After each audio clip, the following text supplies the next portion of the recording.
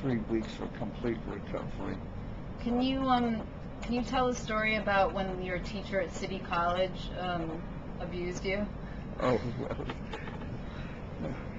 well, I became a young socialist at City College, and when Italy invaded Ethiopia, it's my recollection, the campus newspaper, the school newspaper, has a somewhat different slant on it there.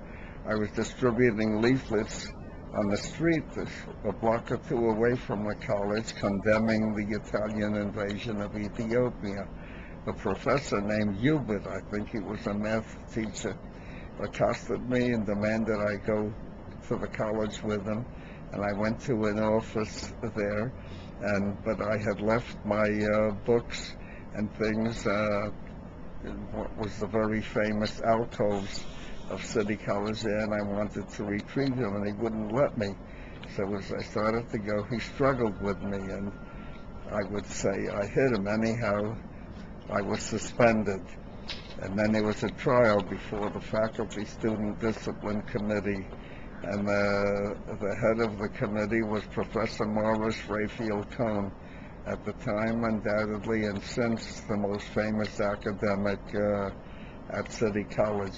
And Professor Cohn ruled that Professor Hubert was guilty of false arrest, false imprisonment, and assault and battery against me. And the college said that it would appeal, but they didn't, and then I was reinstated.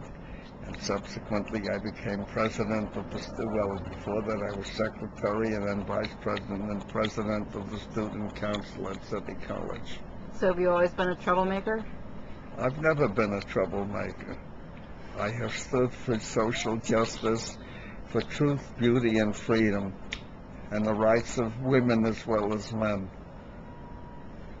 and the rights of all people. When I was president of the student council, my vice president was a man named Louis Burnham, and Louis Burnham was a black man. And there were very few blacks at City College at the time there, but this must have been the first time that any black person at City College held some kind of elective office. Now, he dropped out of the school, and later on somebody else who was, I guess, appointed, not elected, but Louis and I were elected to our offices, and there's now a Louis Burnham Society.